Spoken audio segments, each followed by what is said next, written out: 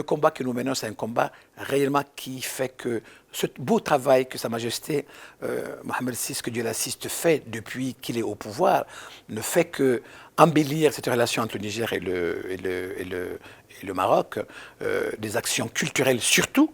Je suis aussi président fondateur d'un festival qu'on a fait à Dakhla dans des conditions superbes, grâce à Sa Majesté, qui a mis quand même l'accent sur cette coopération de montrer que la créativité, l'art, la beauté peut créer de l'emploi et lutter contre la pauvreté.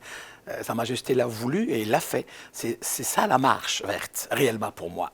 La marche verte, c'est aussi montrer cette action que le roi Hassan II, que la paix soit sur lui, qui a commencé, qui a fait un travail de qualité. Et aujourd'hui, ce grand roi que Mohamed VI continue à faire, qui met que notre combat entre Africains est un combat réel. Le panafricanisme devient une réalité et le combat d'amour entre Africains devient une réalité grâce à ce que Sa Majesté Mohamed VI fait. Donc on est très fiers, on est très content de voir que ça continue et ça n'a jamais arrêté. Aujourd'hui, au niveau des étudiants au Maroc, on voit leur traitement. Traitement de magie, traitement extraordinaire. Nous préparons aussi quelque chose d'exceptionnel cette année, qui est Rabat, capitale de culture africaine, où Sa Majesté a donné son approbation, son patronage pour accompagner l'image de l'africité, l'image du continent africain par rapport à la culture toujours. Donc nous faisons le FIMA dans le cadre de Rabat, capitale de culture africaine, dans le cadre des africités, dans le cadre de tout simplement des pays africains ensemble, pour montrer que Rabat est réellement la capitale africaine où tous les pays africains doivent se réunir pour montrer que l'Afrique est encore valable culturellement, artistiquement. C'est la magie que nous faisons cette année encore par rapport à ça.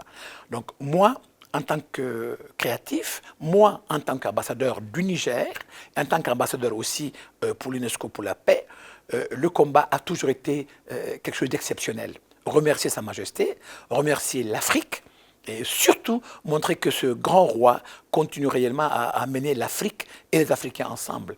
Montrer cette dimension, qu'il soit en Côte d'Ivoire, qu'il soit au Sénégal, qu'il soit à Libreville, il est partout ce grand roi, pour essayer de démontrer réellement qu'on est ensemble et que le Maroc fait partie de l'Afrique et le Maroc est un pays africain et dynamique. Culturellement, artistiquement, économiquement.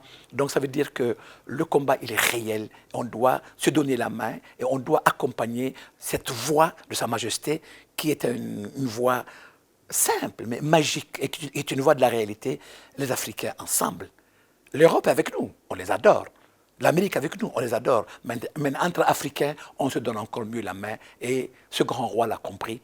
Et je continue à lui dire bravo. Félicitations. Et le combat artistique, culturel et économique est en train de devenir une réalité. Et le combat éducatif.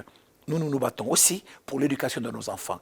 Le Maroc reçoit tous les enfants aujourd'hui africains pour les éduquer, parce que ce n'est pas tous les moyens, et les parents qui ont les moyens d'envoyer les enfants en France ou aux États-Unis. Mais le Maroc a donné cette discipline. 75 à 95 nationalités qui sont au niveau du Maroc aujourd'hui avec la MCI, donner une dimension à la culture africaine, c'est la volonté du roi.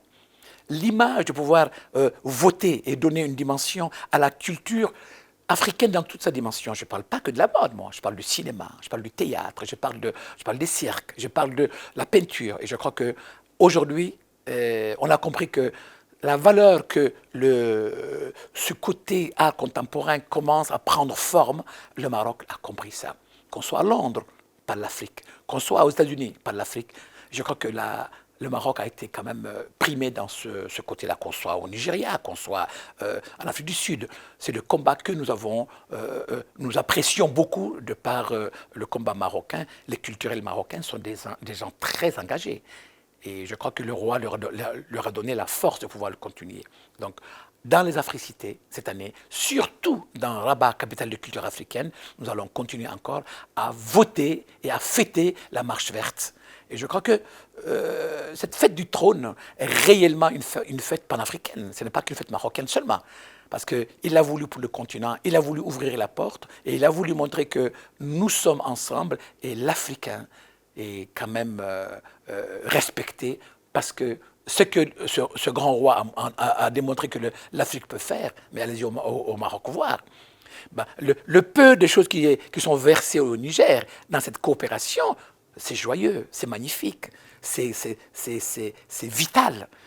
On vient de fêter, inaugurer un hôpital extraordinaire, une clinique incroyable, femmes, mère et enfants, à Bamako. La volonté du roi, toujours. Donc c'est une belle histoire éducative, instructive. Nous parlons aujourd'hui climat. Nous parlons aussi aujourd'hui vert. Nous parlons aujourd'hui aussi environnement. Le combat culturel est aussi dans ça. Donc ça aussi, c'est la volonté du roi.